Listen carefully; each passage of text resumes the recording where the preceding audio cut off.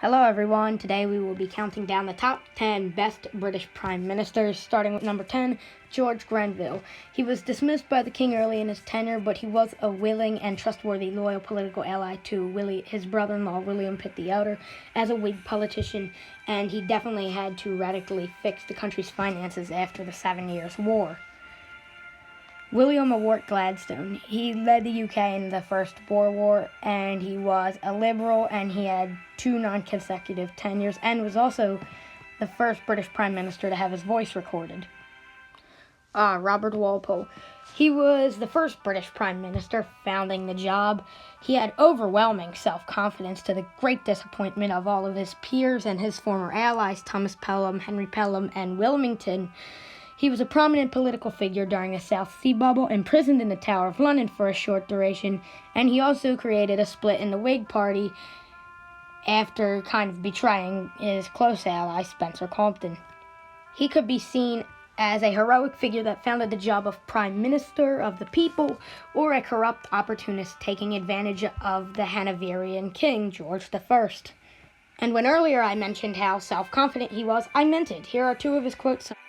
Admitting, however, for the sake of argument, that I am Prime and sole Minister in this country, am I therefore Prime and sole Minister of all Europe? Am I answerable for all the conduct? He was a Whig politician, and his tenure in office was 1721 to 1742. Henry John Temple, or 3rd Viscount of Palmerston. He was a Whig and a Liberal. He took authority during the Indian Rebellion of 1857, helped end the Crimean War, founded the Liberal Party, and oversaw the Danish-Prussian conflict. And when he took authority for the first time in 1855, the Italian unification process was starting, meaning that he had a new opponent or potential ally in Europe to deal with. He also was Prime Minister while the Second Opium War was starting in China. Yes, opium, I said. Opium. And yes, there were 2 of them. A few decades earlier, the East India Company tried to solicit China opium. Tried to get them addicted to opium, and well, let's say it worked, and then they made it illegal, dumped it into the ocean, and Britain declared war on China. They had 2 wars over opium there. And between the Opium Wars and the Indian Rebellion of 1857, the East India Company collapsed, and it was replaced by British Raj, which was the new British India. He also gave the court the right to grant divorces, taking that right away from the Church of England, and they had the right to do that since 1531, when Henry VIII split with the Roman Catholic Church. But unfortunately, of course, he had to go. Approaching his 80s in his second term, many thought that his political view was outdated. Yes, now this one's complicated. Thomas Pelham Holles was a caretaker during Spencer Compton's tenure. When the elderly Wilmington was in office, he, along with his brother, Henry Pelham, did most of the work. After the elderly Wilmington died, his brother Henry got a tenure, and after Henry died, he took office and became Prime Minister. Thomas Pelham Holles was the first Duke of Newcastle and led Great Britain into the 7 Years' War. It was replaced shortly after taking office due to poor performance in the 7 Years' War, but replaced William Cavendish, who was meant to be his replacement, quickly after leaving the office of his first term. Found a willing ally in William Pitt the Elder, which was strange because they were former opponents, but they both had a strong hatred for Robert Walpole. And after his corrupt downfall, Wilmington took office, and like I said earlier, it was largely ran and supervised by the Pelham brothers. He was a Whig politician, and his tenure in office was 1754 to 1756, and then he was replaced by William Cavendish, then came back from 1757 to 1762. And while he was in his second tenure, George III became king.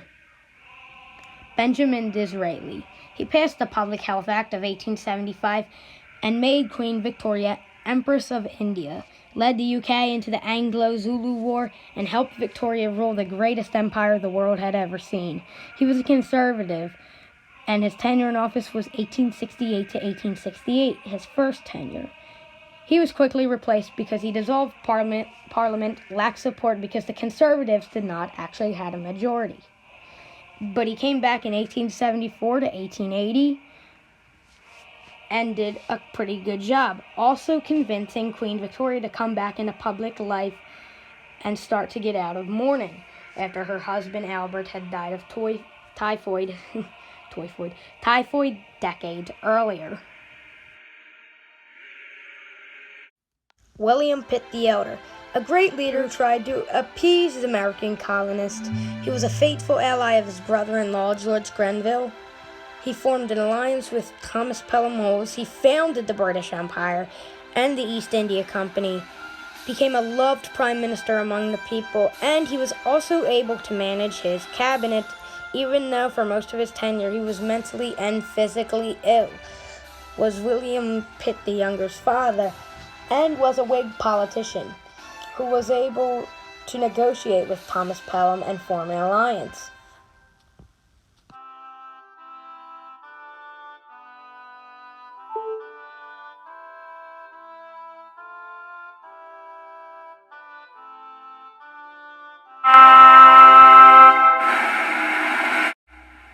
Well, of course, the apple doesn't fall far from the tree. William Pitt the Younger, William Pitt the Elder's son, was a Tory politician. He was an advanced diplomatic genius, the UK's youngest ever prime minister, and he definitely was able to be admired by media and propaganda, use it to his advantage. The arch nemesis of Napoleon, an incredible leadership skills, joined Europe together to stop Napoleon, and became prime minister when he was only 24 years old. He was gone too soon when he died at 46. He was born into a political family. William Pitt the Elder was his father, and he was married to George Grenville's sister, making George Grenville his uncle. So the apple doesn't fall from the tree. Great leaders descend from great leaders, right? Yeah.